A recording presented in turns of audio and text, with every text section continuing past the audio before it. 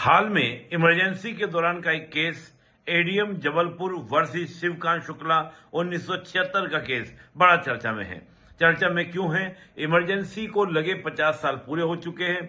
सरकार के द्वारा निर्णय लिया गया है कि इमरजेंसी के दिन को हम संविधान हत्या दिवस के रूप में मनाएंगे। कारण ये ताकि भविष्य में दोबारा फिर इमरजेंसी न लग पाए। ये केस चर्चा में क्यों रहा? केस के चर्चा का कारण था मीसा कानून। इमरजेंसी में एक मीसा कानून बनाया गया था जिसमें यह था कि बगैर मुकदमा चलाए किसी भी व्यक्ति को गिरफ्तार किया जा सकता था। मीसा कानून को लेकर याचिका लगाई गई न्यायपालिका में और कहा गया कि जो मीसा कानून है वो हमारे संविधान के जीवन और दैहिक स्वतंत्रता के अधिकार को अर्थात आर्टिकल 21 को छीनता है, कम करता है, निलंबित करता है। न्यायपालिका ने इस केस की सुनवाई के लिए एक 5 जजों की बेंच बनाई जिसमें 4 वर्सेस 1 के माध्यम से निर्णय दिया गया।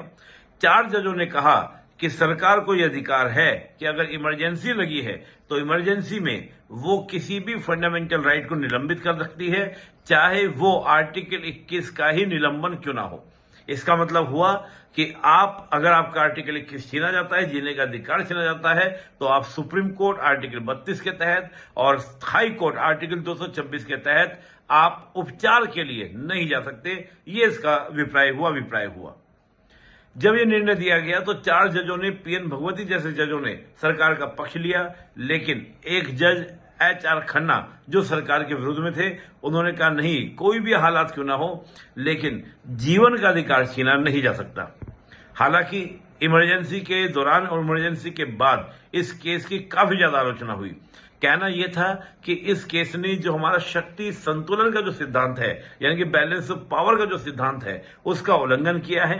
कार्यपालिका, विधायिका, न्यायपालिका, इनके बीच में संतुलन होता है और तीनों अपने अपने शक्तियों का पालन करते हैं। लेकिन यहां पर यह हुआ कि कार्यपालिका को हावी कर दिया गया न्यायपालिका के ऊपर, यानी कि कार्यपालिका के द्वारा लिया गया निर्णय वो न्यायपालिका के रिव्यू क्षेत्र से बाहर होगा। तो कहीं ना कहीं इस बैलेंस ऑफ पावर के सिद्धांत को जो है इस केस के माध्यम से तोड़ा गया, उल्लंघन किया गया और साथ ही जो लोगों के मौलिक अधिकार हैं उसका उल्लंघन। कहा गया कि संविधान का जो मूल रूप है या संविधान जो बनाया गया था उसका मूल उद्देश्य था लोगों के अधिकार की रक्षा करना, इसके माध्यम से वही छीना गया। तो इसका मतलब संविधान का कोई मतलब बनता नहीं है। बाद में हालांकि 44वें संविधान संशोधन के माध्यम से ये सारे प्रावधान खत्म कर दिए गए और सुनिश्चित कर दिया गया किसी भी स्थिति में आर्टिकल 20 और 21 का उल्लंघन नहीं होगा। आपको ये जानकारी कैसे लगी बताएं। Let's crack it.